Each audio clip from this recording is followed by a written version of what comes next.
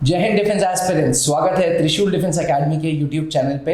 आज मैं और आपके GTO expert SK Singh sir आपसे बात करेंगे जैक के बारे में।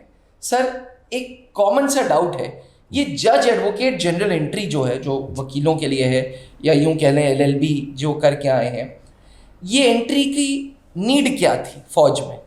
Why was this entry included? बिल्कुल बिल्कुल सर, ये इसकी नीड बहुत पहले से है।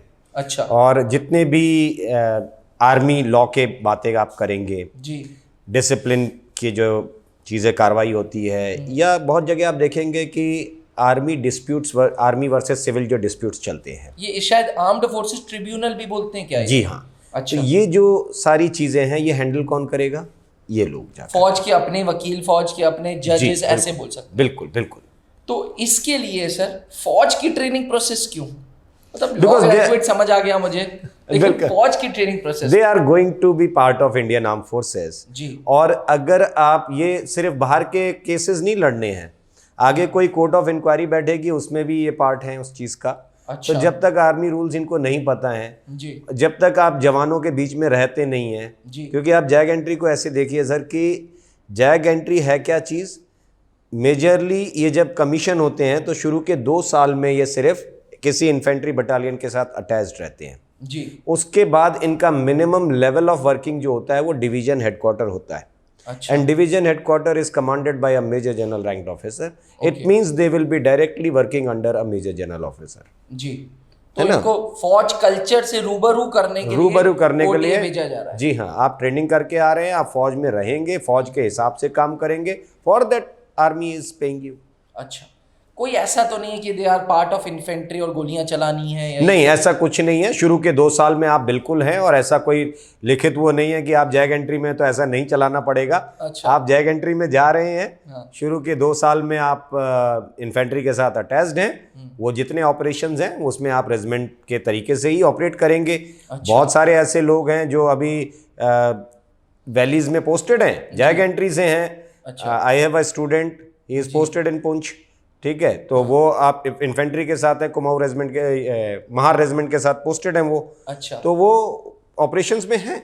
ओके। ये नहीं कह सकते कि आप जैग एंट्री से आए हैं। हाँ, हाँ, जब आप आ जाएंगे, आप पीस स्टेशन पर हैं, आप डिव हेडक्वार्टर के साथ काम कर रहे हैं, केस लगा हुआ है कहीं किसी अदालत में, आप फौज को रिप्रेजेंट करने जा रहे हैं, तो आप अपनी यूनिफॉर्म पहनेंगे, फिर वहां गोली चलाने थोड़ी ना जा रहे हैं। फिर तो आपके हाथ में फाइल है, आप अपने फौज को रिप्रेजेंट करने जा रहे हैं ultimately, but at the end of the day, जैसा आप बोल रहे हो कि आप फौज को रिप्रेजेंट कर रहे हैं, आप फौज को रिप्रेजेंट, आप आर्म्ड फोर्सेस ट्रिब्यूनल के हिस्सा हो। बिल्कुल सर। सर, जैग एंट्री में सीटें कम होती हैं जनरली। जी। जनरली अभी मैंने देखा जैग 31 में 6 सीट्स मेल्स For के लिए male, थी, जी। 3 सीटें फीमेल्स के लिए थी। इसके बावजूद इतने ज्यादा रिकमेंडेशंस हुए। मेरे ख्याल से मेल्स के केस में 18 हैं, फीमेल्स के केस में 24 हैं जी। और मेरिट इन इतने कम। ये लॉजिक समझ नहीं आ रहा सर। जब इसका सीटें कम है तो कम ही लोगों को रिकमेंड करूं? नहीं सर, देखिए, एसएसबी का नंबर ऑफ सीट से कोई लेना देना नहीं होता है, ये बाहर का एक भ्रम है। अच्छा। हाँ, ये एक सर्विसेज myth होता है। सिलेक्शन बोर्ड को नहीं पता कि कितने कैंडिडेट्स को रिकमेंड नहीं, करना है? सीट सबको पता होती है, लेकिन रिकमेंडेशन का उससे कोई लेना देना नहीं होता है। Selection board is only to say और to mention we have tested this candidate for 5 days and he is fit to become an officer or not। बस सिर्फ इतनी सी बात है। मतलब जो पासेबल मटेरियल है उसको सेलेक्ट करना, हाँ जी, रिकमेंड करना, और बाकी रिकमेंड और नॉट रिकमेंड, बस उनका कोई नंबर से, कोई आपकी मेरिट से कोई लेना देना नहीं है। वो सब रिक्रूटिंग डायरेक्टरेट का काम है, आपके मेडिकल से कोई लेना देना नहीं है। अच्छा। जितनी प्रोसेस होती है फौज की सर, कोई एक दूसरे से इंटरलिंक नहीं होती है। SSB is a different body, examining bodies are different bodies, merit वाली दूसरी एक है, तो उनका किसी का कोई लेना देना नहीं है। अब ये डायरेक्ट एंट्रीज में आते हैं तो एसएसबी का रोल थोड़ा इनकी मेरिट में ज्यादा हो जाता है जी। अदरवाइज जैसे आप यूपीएससी एंट्रीज को देखते हैं तो वहां यूपीएससी से मेरिट का, एसएसबी का कोई लेना देना नहीं है। ठीक है, तो आप ये समझ लीजिए कि जब आपको रिकमेंड किया जा रहा है, 3 लड़कियों की वैकेंसी दी, 24 लड़कियां रिकमेंड हुई इसमें। बिल्कुल। तो इसमें से 21 तो बदकिस्मत है। और मैं अगर 42 बच्चों का ये रिजल्ट जो फ्राइडे को मेरिट लिस्ट आई सर जी, इसमें मैं सबसे खुशकिस्मत और सबसे ज्यादा अप्रिशिएटिव, जिस जर्नी को मैं याद कर रहा हूं इस पूरी मेरिट लिस्ट में, जी, वो एक बच्ची है जिसका मेरिट में तीसरे नंबर पे आया है नाम, वो है अमानत बीर कौर। और मैं उस बच्ची को इसलिए बहुत अप्रिशिएट करता हूं, she is recommended and merit in 8th attempt. ये 8वां अटेम्प्ट था उसका। And you will not believe कि 5 बार वो बच्ची मेरिट आउट है। तो 5 बार जैग में 5 बार रिकमेंड होकर के 5 बार मेरिट आउट होना, और फिर भी see the level of determination this girl had. इस बच्ची में क्या डिटर्मिनेशन होगा कि ये बीच में सर मेरिट आउट, बीच में पता चला last time she was screened out. आप सोचो 5 बार मेरिट आउट होने के बाद एक बार स्क्रीन्ड आउट कोई कैंडिडेट होता है, सारी हिम्मत टूट जाती है वहां पर। वहां से ये बच्ची बाउंस बैक करती है और ये फिर मेरिट इन होकर के जा रही है इस बार।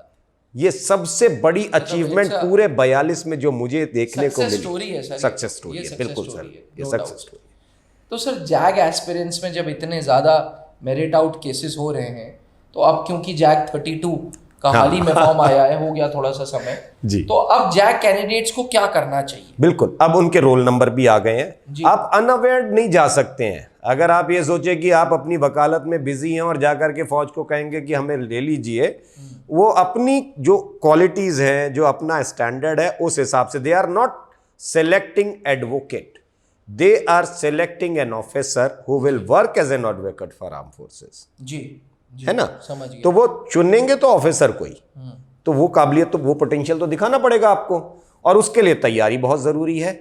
तैयारी बिल्कुल शुरू हो चुकी है, हमने कमर कस ली है। आप कब कसेंगे पता नहीं, क्योंकि आपके तो रोल नंबर आ चुके हैं। अगर अभी भी अपने घर में बैठे हुए हैं तो you are just wasting your time, you are at loss. Yes, definitely. मैं सभी एस्पिरेंट से कहूंगा कि आप किसी भी माध्यम से ऑनलाइन आना चाहते हैं ऑनलाइन आ जाइए, ऑफलाइन आना चाहते हैं ऑफलाइन आ जाइए। दोनों प्लेटफॉर्म पर लगभग वही सुविधाएं हैं, क्योंकि हमारे पास वो बड़ी सुविधा है कि जहां हम बैठ करके बात कर रहे हैं, सामने हम जीटीओ ग्राउंड देख रहे हैं, सामने एस्पिरेंट्स मेरे ठीक सामने, इस कॉरिडोर के उस तरफ जीटीओ ग्राउंड, अपना GTO ground, in house GTO ground बनाया है।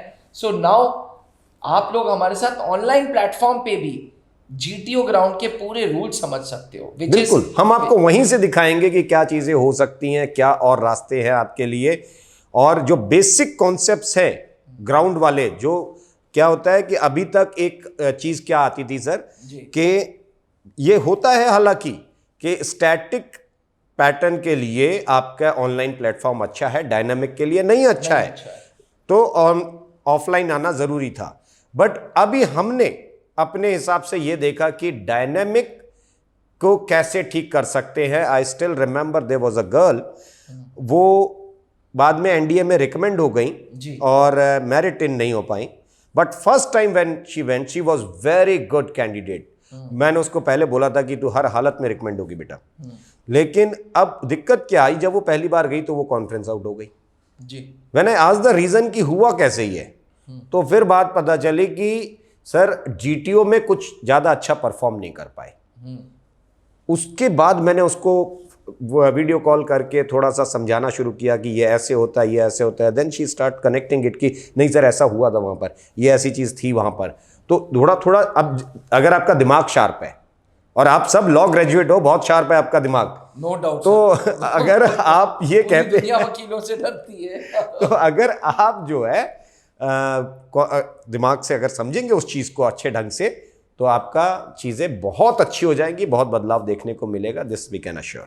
लॉ ग्रेजुएट्स, आप लोग जो हमें सुन रहे हैं, we have state of infrastructure built within the campus. जी हाँ, त्रिशूल डिफेंस एकेडमी ने कर्नल पंकज मेहरोत्रा सर के नेतृत्व में, कैप्टन साहब के नेतृत्व में, एसके सर ने बहुत ही सुंदर जीटीओ ग्राउंड बनाया है। Very soon we will launch the ground on the YouTube channel. हम जरा वेट कर रहे हैं, सही समय पे वो वीडियो पेश करें। अगर आप भी एक लॉ ग्रेजुएट हैं तो जैग एंट्री एक ऐसी अपॉर्चुनिटी है जहां पे आप फौज की एडवेंचरस लाइफ और अपनी लॉ की डिग्री दोनों को लीड कर सकते हो, दोनों की जिंदगी जी सकते हो एक ही ऑर्गेनाइजेशन के अंडर। पर शर्त ये एसएसबी में रेकमेंड हो और मेरिट इन हो, और इन दोनों के लिए त्रिशूल डिफेंस एकेडमी आपको, we will be more than happy to serve you. Join करें Trishul defence academy for the latest JAG batches. नीचे लिखे हुए व्हाट्सएप नंबर पे आप अपने डाउट्स भी क्लियर कर सकते हैं। All your doubts will be personally answered by captain SK Singh sir only. Thank you, Jai Hind. जहां बनते हैं देश के गौरव, इंडिया का एकमात्र ऐसा कोचिंग इंस्टीट्यूट जहां कैडेट्स को ट्रेन किया जाता है आने वाले डिफेंस एग्जाम के अनुसार। अगर आपका भी सपना है भारतीय सेना में शामिल होकर देश की सेवा करने का, तो आज ही ज्वाइन करें त्रिशूल डिफेंस एकेडमी।